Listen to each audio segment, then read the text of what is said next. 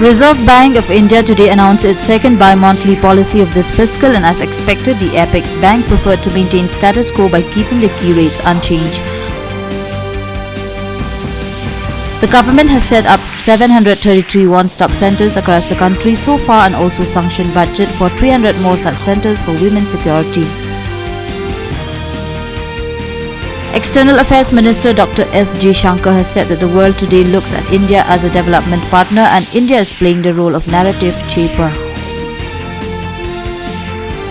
Civil Aviation Minister Jyotiraditya Scindia has said that in the next 5 years, India will have 200 to 220 more airports, heliports and water aerodromes.